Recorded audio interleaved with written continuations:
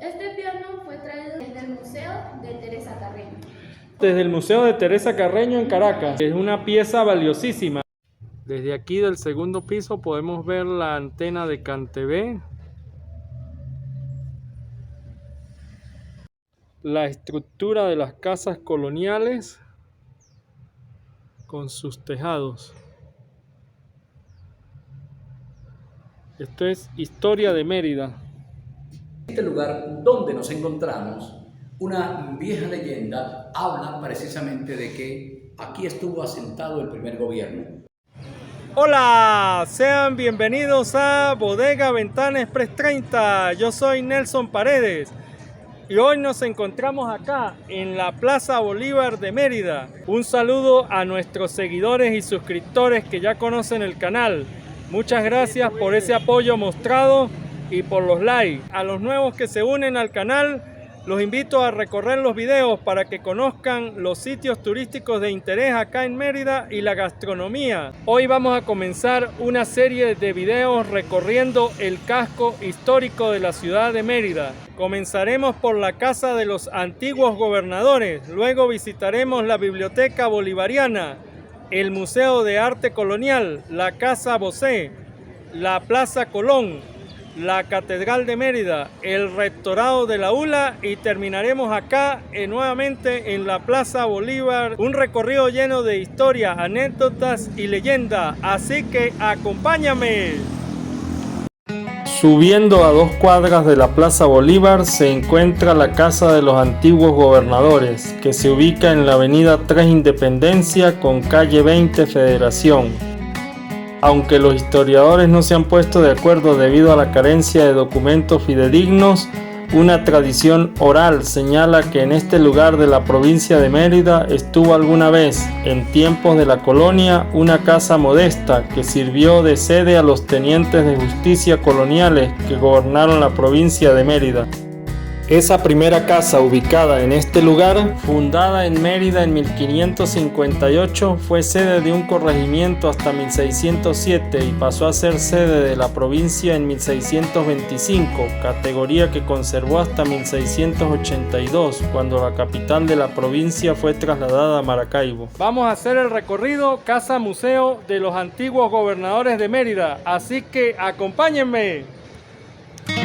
La construcción de la casa data del siglo XIX y fue pasada por nexos familiares a distintos propietarios, hasta que en el año 1990 la gobernación del estado ocupada por el doctor Jesús Rondón Nucete adquirió la casa a los últimos propietarios, descendientes del médico doctor Francisco Valeri. Y aquí nos encontramos con el profesor Ramón Sosa Pérez, director de la Academia de Mérida. Mucho gusto.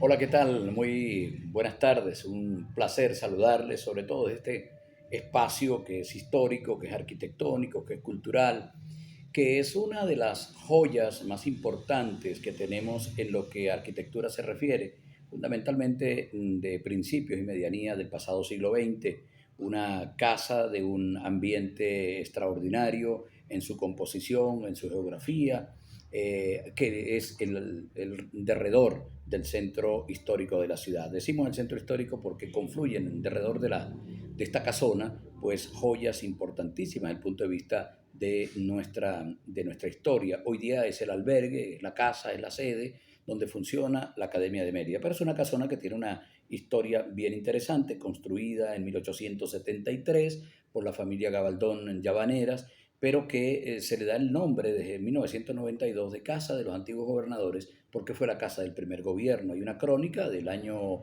1931 que suscribió el cronista de la ciudad, Monseñor José Humberto Quintero Parra, donde refiere que en este lugar, no en esta casa, en este lugar estuvo la casa del primer gobierno, de tal manera que es Casa de los Antiguos Gobernadores. Y ahora es una casa museo. Es una casa museo que tiene 5 galerías destinadas a restablecer y a recomponer la historia de la ciudad y la historia del país. Tenemos una sala grande, que es la sala de los presidentes, desde la Primera República hasta el año 1999, 2000, que refleja todos los presidentes de la República. Tenemos también una sala de andinismo, donde están desde los primeros que subieron, que escalaron la montaña, la cordillera, hasta bien entrado el siglo XXI, cuando el escalador Carlos Reyes, que tiene un récord Guinness, pues ascendió a la sierra, pasando por supuesto por 1935, cuando sube Domingo Peña. Mi nombre es Joely Carrero y yo soy la guía de la Casa de los Antiguos Gobernadores. Esta es una casa que permanece como un patrimonio histórico, ya que se tienen todas las galerías de todos los gobernadores de Mérida, los antiguos gobernadores y hasta la sala que se tienen todos los andinistas y los presidentes de Venezuela. Esta maqueta demuestra cómo era antes la casa en los tiempos coloniales. En la época colonial tenía este aspecto. Uh-huh. Aquí pueden ver. El patio central se muestra cómo eran antes los jardines de antes. Se mantiene la columna principal que demuestra cómo era el estilo de la casa anteriormente. Este es el estilo de la columna como era antiguamente. Se mantiene y se conserva. Y el patio eran como eran las casas de la época de la colonia, abiertas en el centro. Que aquí están casi todos los gobernadores de Mérida. Solamente faltarían 3 pinturas de Ramón Guevara, Alexis y Marcos Díaz. Esta pared entonces representa los gobernadores del estado Mérida. Desde 1942 hasta 2008 están retratados acá cada uno de los gobernadores que ha tenido el estado Mérida. Este es el primer salón donde vamos a entrar. Aquí se tienen todos los gobernadores cuando Mérida era una provincia. Él es Juan de Dios Picón González. Juan de Dios Picón González. ¿Y este piano? Este piano fue traído desde el Museo de Teresa Carreño. Desde el Museo de Teresa Carreño en Caracas, que es una pieza valiosísima. Aquí pues mayormente se presta el salón para hacer conciertos de cámara, conciertos de piano o de violín. Aquí se tiene al primer gobernador cuando Mérida era una provincia. Don Antonio Ignacio Rodríguez Picón. En esta sala, el artista que hizo las pinturas, excepto por la de Simón Bolívar, fue hecha por el artista Francisco La Cruz. La pintura de Simón Bolívar fue hecha por el artista Rafael Salas. Una crónica de 1931, suscrita por quien era el cronista de la ciudad, monseñor José Humberto Quintero Parra, oriundo de la garza fugitiva del páramo de Mucuchíes. Llegó a afirmar que en este lugar donde nos encontramos, una vieja leyenda habla precisamente de que aquí estuvo asentado el primer gobierno, no en esta edificación, sino en el lugar que hace Avenida 3 Independencia con calle 20 Federación. Allí estuvo el primer gobierno y por tanto de ese espacio, de ese lugar, toma el nombre Casa del Primer Gobierno, Casa de los Antiguos Gobernadores. Hoy forma parte de nuestra galería, que es precisamente la primera sala que se expone en esta casa del primer gobierno de la ciudad. En esta esquina justamente. Una réplica del Acta de la Independencia. Mérida es una de las 7 provincias que se declararon a favor de la libertad y la independencia de Venezuela. Y se tienen también las firmas de ellos. Las firmas de cada uno acá que participó. Aquí está la provincia de Mérida que firmó. Esta es la firma de la provincia de Mérida. Aquí vamos ingresando. El Salón de los Andinistas. La mayoría de los retratos de esta sala fueron hechos por Francisco La Cruz también.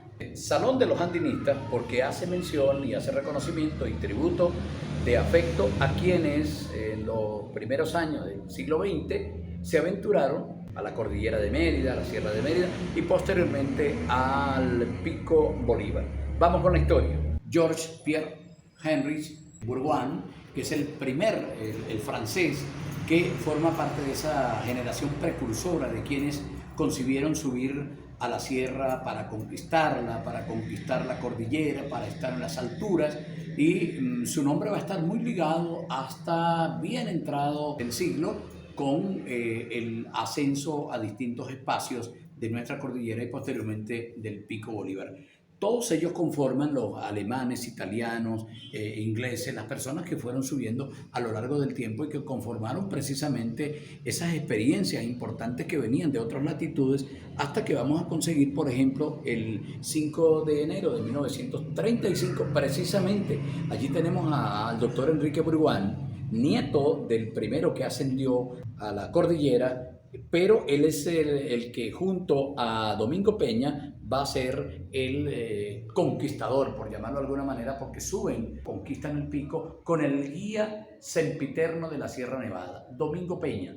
Domingo Peña, que murió en el año 77, que en su familia residió el guía por antonomasia, incontables las veces que subió a la sierra, y que precisamente lo hizo en 1935, cuando se conquista el Pico Bolívar, que tiene muchísimas historias además, porque son muchos los que subieron, son muchos las exploraciones, son muchas las vivencias, muchísimas las experiencias que nosotros podemos tener. La historia de la sierra. Y precisamente la mujer universal ha tenido una presencia significativa.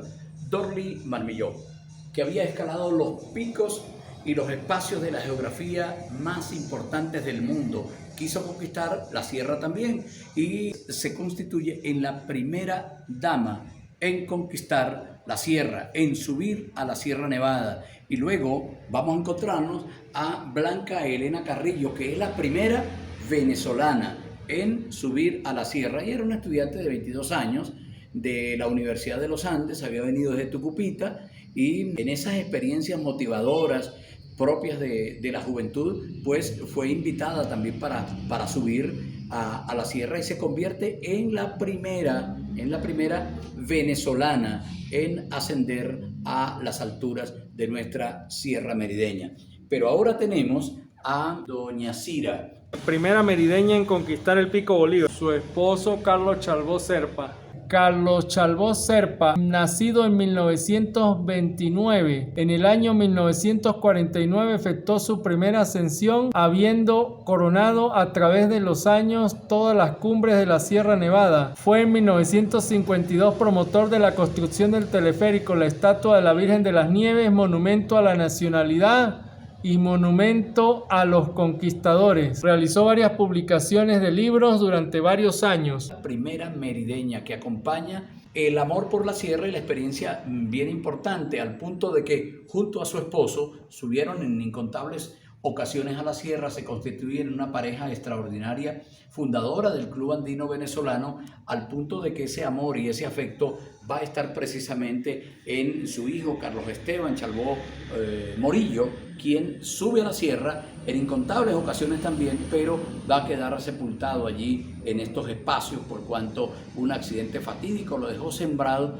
en la sierra que tanto quiso su mamá, en la sierra que tanto quiso su papá y en la sierra que él tanto quiso. Es uno de los jóvenes que han brindado y han ofrendado su vida importante en la sierra. Y este fue el año donde murió él en ese accidente, año 2006. Don Carlos escribió las obras más importantes que se han hecho sobre los ascensos a la Sierra Merideña. Su libro Expediciones a la Sierra Merideña logró la traducción al francés y es el más importante de los guías. De hecho, él es el gran cronista de la Sierra Nevada.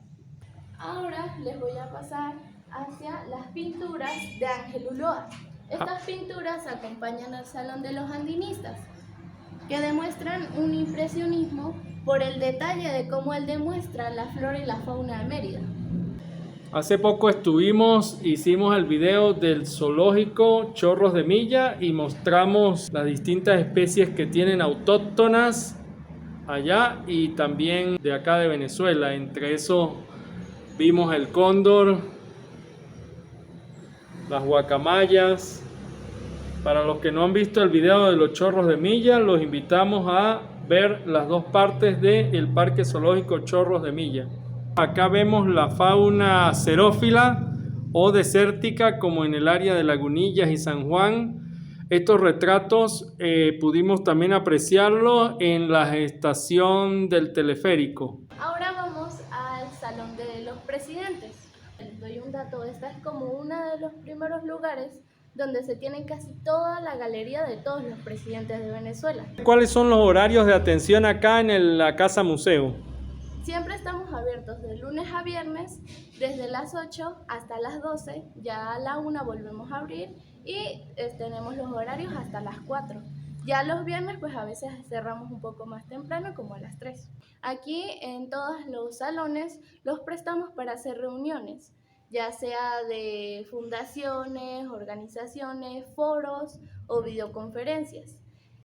Esta es la puerta de la Primera República. Allí están, lo observan ahora, 1830, observamos a José Antonio Páez, el primer presidente constitucional, primer presidente republicano. Y allí lo observamos en este salón que está dedicado fundamentalmente a preservar a todos y cada uno de los presidentes, y vamos observando cada uno de los procesos históricos. El liberalismo amarillo, vemos en ese dintel, nos paramos en el centro para ver a Antonio Guzmán Blanco, por ejemplo, el gran caudillo que lo tenemos ubicado en ese espacio, y allí está la parte de arriba de los ventanales. Y observamos también que el recuadro es diferente porque ubica una etapa de la historia republicana. Todos los marcos tienen la misma figura, menos los que están arriba de los dinteles, ¿verdad? Son más importantes los que están arriba, claro, de los dinteles de las ventanas. Porque marcan un periodo determinado de la historia, y así nos vamos, por ejemplo, hasta que llegamos allá, a ese espacio que usted está enfocando ahora, que es el periodo gomecista. Todo ese recuadro por completo es el que ubica el gomecismo, que comienza precisamente con el Cabito, que va a culminar en Juan Vicente Gómez y todo lo que es ese proceso, que lo comenzamos precisamente allá con el que estamos observando en este momento, es Cipriano Castro, 1908, y de allí nos venimos para el gran caudillo, el fin del caudillismo, que lo encontramos aquí en Juan Vicente Gómez, de la Murera, del estado Táchira. Todo ese periodo que encontramos ahí, el periodo gomecista, que abarca hasta 1935.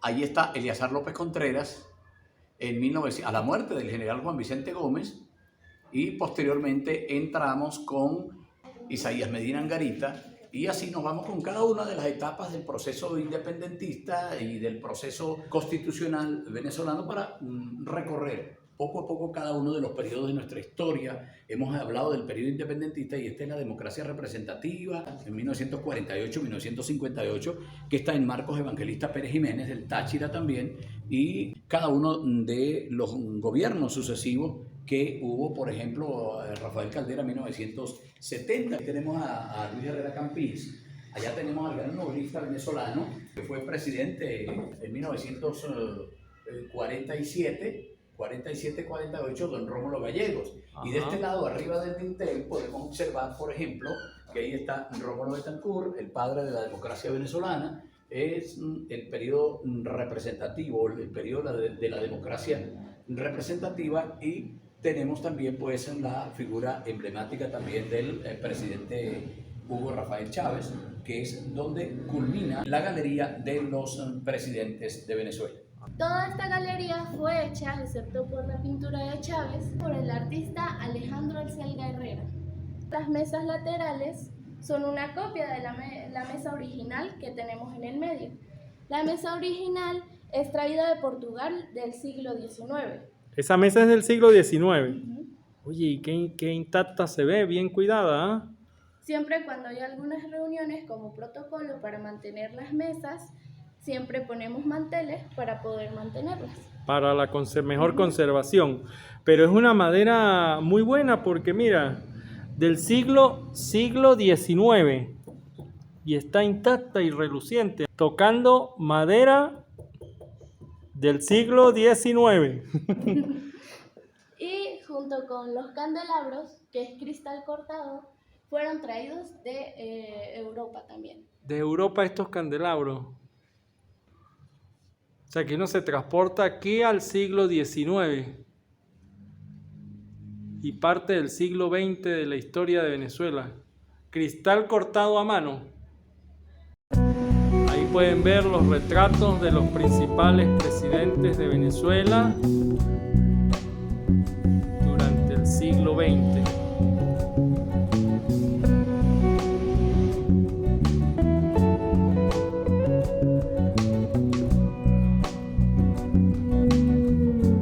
Es única esta galería.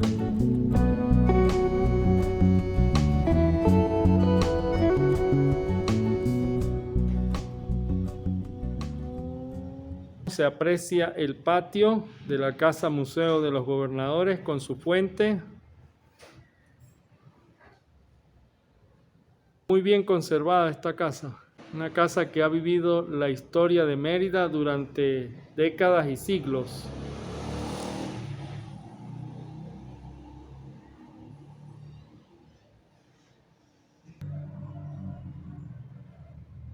Esta escultura de Simón Bolívar hecha por el artista Manuel de la Fuente, y ahí la pueden apreciar con el nivel de detalle.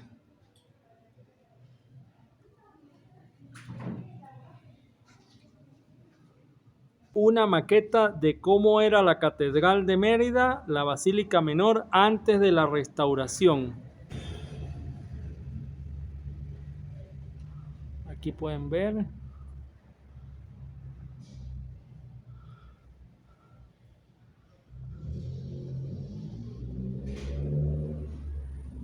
Galería de los Merideños Ilustres. Merideños ilustres del siglo XX. Por ejemplo, José Humberto Quintero Parra, el primer cardenal de Venezuela, nacido en Mucuchíes, un excelente orador, fue arzobispo de Caracas y por supuesto que inicia nuestra galería para seguir con Alberto Adriani, estadista, nacido en CEA, creador del plan de gobierno de Eleazar López Contreras y uno de los grandes economistas, y es el que habló sobre la tesis del café, que reservaría mucho más allá. Sembrar el petróleo es eso, es preservar la cultura del café. Uno de los más celebrados poetas, llamados de los poetas malditos, en Mérida, porque denunciaban, porque tenían esa visión contestataria de la sociedad con unas propuestas reales, es don Emilio Menotti Espósito, el que aparece allí en esta galería, mineralogista, historiador, poeta, creador, escritor de muy fino verbo que vivió a comienzos del siglo XX en la ciudad. Y tenemos a Julio César Salas, etnólogo, etnógrafo, periodista, historiador y un hombre vinculado profundamente al estudio de la historia colonial y de la historia contemporánea de Venezuela. Él es Caraciolo Parra Pérez, embajador de todos los tiempos, uno de los hombres que ha hecho vida diplomática en Venezuela por mayor cantidad de tiempo, 22 años en el servicio exterior, historiador venezolano, y que en Europa, en París fundamentalmente, se le recuerda siempre por una obra extraordinaria. Mariano Picón Salas es epónimo también de una importante parroquia merideña conocida como Los Sausales. Es esta parroquia Mariano Picón Salas, el más grande de nuestros ensayistas, el más grande de nuestros escritores, aventado al exilio por las dictaduras, pero que en su estada en México le permitió revivir a la ciudad a través de obras fundamentales como Viaje al Amanecer y Nieves de Antaño. Es el más grande de nuestros ensayistas nacionales. Gonzalo Picón Febres es un escritor nativista fundamentalmente, es el primer merideño que escribe sobre Mérida. Se escribía sobre lo que se conocía de otros lugares, pero había un temor a escribir sobre el nativismo, sobre lo propio. Él es un poeta nacido en 1860, primo hermano de don Tulio Febres Cordero, y precisamente es el precursor de nuestras letras nativistas, escribir sobre lo propio y valorarlo. Gonzalo Picón Febres nació en la ciudad. Carlos Edmundo Salas es farmacólogo, farmacéutico, es decir, estudioso de la farmacia, fue decano de farmacia, fue profesor universitario, y su bonomía, su característica fundamental de apoyo a los estudiantes, de apoyo a los profesores, pues fue proverbial a través de una fundación que posterior a su muerte ha sido un legado importante para ayudar a la ciudad. Florencio Ramírez, en los años del gomecismo, un profesor universitario, que tenía más de 60 años de ejercer su profesión, un hombre ganado para la gerencia pública, fue escogido para rector de la universidad. Apenas 22 días estuvo como rector, pero que sin embargo su obra es inconmensurable desde el punto de vista de la docencia universitaria. Bien recordado, nacido en Chiguará del estado Mérida. Una figura emblemática para la ciudad es Pedro Rincón Gutiérrez. Hablar de Pedro Rincón Gutiérrez es hablar de la Universidad Moderna. Es el único que aparece en la galería que no es merideño. Él nació en la Cañada de Urdaneta, pero sin embargo, rector por 22 años, desde el año posterior pues, a la dictadura hasta bien entrados los años 80 del siglo pasado, pero que Pedro Rincón Gutiérrez es el sinónimo de la expansión universitaria, no solo desde el punto de vista cuantitativo, sino desde el punto de vista cualitativo. Supo percibir dónde estaban los mejores profesores de Europa y del Cono Sur para traerlos aventados, unos por la Segunda Guerra Mundial, por la Guerra Civil Española o por tantos episodios como los vividos en el Cono Sur. Supo traerlos a la ciudad para que no dejaran la impronta del saber y de la Academia Real con Pedro Rincón Gutiérrez. Rector entre rectores. Aquí tenemos al doctor José Antonio Uzcategui Burguera, un hombre experimentado, extraordinario, descendiente de ese linaje italiano que vino desde principios del siglo pasado a distintos puntos de la geografía merideña, al Valle del Mocotíes y a la ciudad. En el caso de Antonio José Uzcategui Burguera lleva el nombre del tercer hospital ubicado en Tucaní del estado Mérida por sus conocimientos, pero fundamentalmente por su obra de bonomía y de bienhechor de la ciudad y del estado. El doctor Celis Paredes es uno de los connotados prohombres también del foro merideño, del foro académico. Alcanzó lugares en el espectro nacional como representante también de la Corte Federal y por supuesto que en el estado Mérida, en la Universidad de los Andes, jugó un papel muy importante. Doctor Ezio Valeri Moreno, descendiente de una de las dinastías, por llamarlas en el mejor sentido de la palabra, de farmacéuticos en la ciudad, fundador del año 1912 de la farmacia que hoy día es la Decana, la farmacia La Vencedora, y en su nombre la familia Valeri Moreno fundó el primer gran laboratorio farmacéutico de Mérida, Valmorca, Valeri Moreno, compañía anónima. Ese es el doctor Ezio Valeri Moreno. Es la farmacia que está enfrente acá de la Casa Museo de los Gobernadores. Así es, fundada en 1912. Patriarca de las letras merideñas, Tulio Febres Cordero, nacido en 1860, murió en 1938. Lo que se quiera saber de la ciudad, lo que se quiera saber de Mérida, lo que se quiera conocer en historia, etnología, etnografía, cuentos, fábulas, historias de cualquier tipo, es el gran tradicionalista, el gran cuentista, el gran novelista, don Tulio Febres Cordero. No salió de la ciudad, sin embargo, fue un hombre de una vocación universal, ecuménica, desde el punto de vista de su saber, de su erudición. Y el que quiera saber de la ciudad, el que quiera conocer de la ciudad, tiene que conocer primero a Tulio Febres Cordero. Sí, correcto. Estuvimos reciente en el Parque Zoológico Chorro de Milla y conocimos la leyenda de la India Tibisá y el cacique Murachí. Sí, señor, es una de las grandes leyendas que aparece en el tomo 2 de las obras completas de don Tulio Febres Cordero. Los pueblos interioranos de Mérida han tenido gente muy, pero muy importante. Es el caso del doctor Rigoberto Enríquez Vera. Fue gobernador del estado Mérida, fue presidente del estado en 1945, gobernador del estado Mérida en 1973 hasta 1978, además fundador de la Asociación Venezolana de Periodistas, cronista y un excelente escritor. Fue embajador además de nuestro país. Y hablando de los pueblos interioranos, tenemos a la figura de Germán Briceño Ferrini.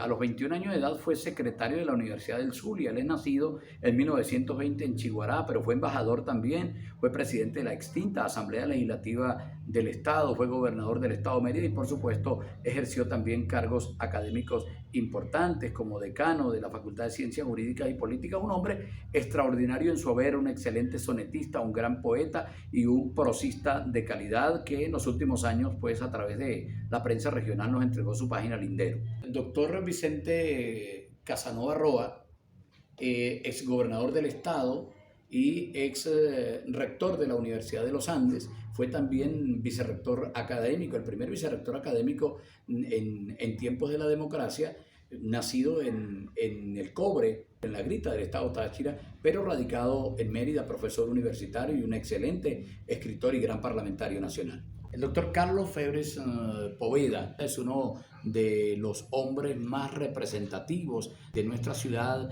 ambientalista, poeta, descendiente de la línea de los Febres Cordero también, y el primer ministro del ambiente en la historia de Venezuela. Fue presidente del Parlamento y fue gobernador del estado Mérida. Mario Spinetti Berti es fundador de la Academia de Mérida. Fue durante 13 años presidente de la Academia. Fue decano de medicina, fue decano de farmacia. Fue un hombre profundamente vinculado a la ciudad desde el hacer humanístico y el hacer científico, escritor de temas científicos, pero también se dedicó a temas como la salsa, temas como la papa, la cocina mediterránea. Entre sus aficiones decía que él no era gastrónomo, que él era papero, especialista en el tema, pero además disfrutaba no solo degustando la comida, sino haciendo los platos mediterráneos que él había heredado precisamente de su tierra en el Mediterráneo, en la de Elba, San Piero di Campo, en Italia, donde nació, y a los 2 años de edad se lo trajeron a esta ciudad. El poeta Jesús Serra Pérez, falconiano, profesor universitario, decano de la Facultad de Humanidades y Educación, estuvo en la ciudad durante mucho tiempo. Aquí formó parte de la primera hornada, la primera generación de la Academia de Mérida, y por supuesto figura en nuestro historial como uno de los más destacados investigadores en el área de la lingüística. El profesor Silvio Villegas, un poeta trujillano, como lo podemos ver allí, es el único que no está así como que en el traje, sino que es un poeta en plena actividad. Lo vemos allí con su pluma, con sus libros, un tanto no muy ordenados, que se diga, y eso habla de un poeta en plena actividad, en febril imaginación. Fue representante diplomático, fue un gran escritor y fue fundamentalmente un poeta, un hombre dedicado a la escritura y a la crítica literaria. Manuel de la Fuente no nació en Mérida. Manuel de la Fuente nació en Cádiz, nació en España, vino en el año 1952 a la ciudad para vincularse a la hechura de catedral en la parte artística. Vino contratado para hacer la denominada sillería de catedral y se quedó durante un tiempo, no mucho, se quedó 52 años en la ciudad. Imagínense ustedes, es el creador de la estatuaria moderna que hay en Mérida. Hablar de la estatuaria de cualquiera de las estatuas de los últimos 40, 50 años están vinculados al nombre de Manuel de la Fuente, pero no solo Mérida, sino el continente. Obras de Manuel de la Fuente hay en el Museo del Louvre en Francia, hay en el Museo del Prado en Madrid, está en el Museo del Vaticano, está en el Cairo, es decir, es una obra extraordinaria. Las obras más grandes monumentales de Venezuela, como por ejemplo la Virgen de la Paz o el Bolívar de Ciudad Bolívar, para solo mencionar 2 de las obras más emblemáticas, pues son trabajos de don Manuel de la Fuente Muñoz Gaditano, y sus cenizas están regadas en el Guadalquivir, al lado del sitio donde nació en Cádiz, y la otra mitad están regando de manera permanente, fueron regadas en el soberbio río Chama para recordar a ese hombre que tanto le dio a la ciudad por más de 52 años. Ya que nosotros hemos recorrido la ciudad, hemos visto ya varias estatuas, obras de Manuel de la Fuente.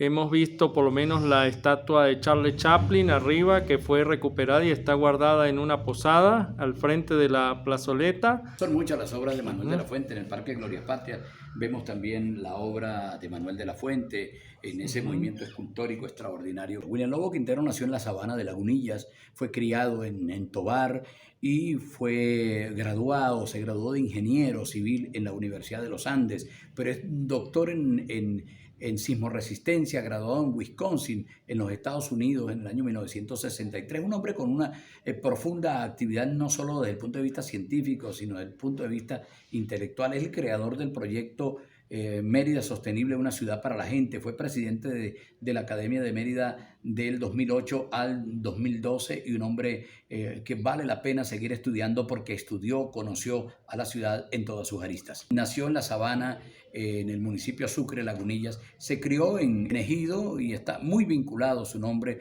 al municipio Campo Elías porque es el creador del Instituto Universitario Tecnológico de Ejido, esa futura Universidad Clever Ramírez Rojas. El embrión lo hizo el profesor. Aquí Joelín nos va a conducir a la segunda planta.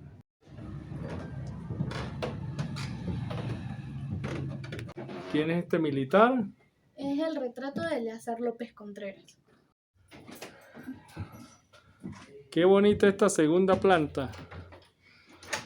Vean cómo eran las casas en Mérida, los tejados. Antiguamente, la estructura de las casas coloniales con sus tejados. Esto es historia de Mérida. Este es el salón de despacho, aquí también se realizan algunas reuniones. Y pues esta parte de la casa mantiene el estilo colonial, pero todas las cosas pues no son de ese tiempo.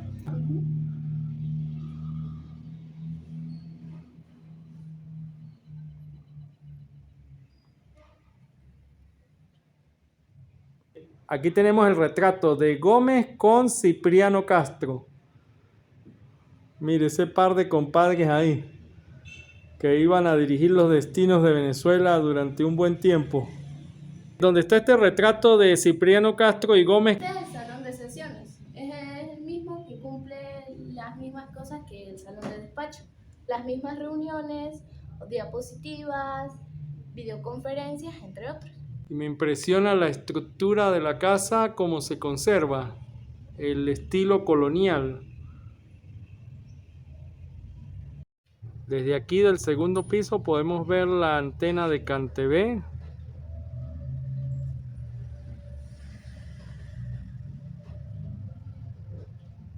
La parte de atrás es la Academia de Mérida, que fue fundada en 1993. La Academia de Mérida, y tiene otro patio.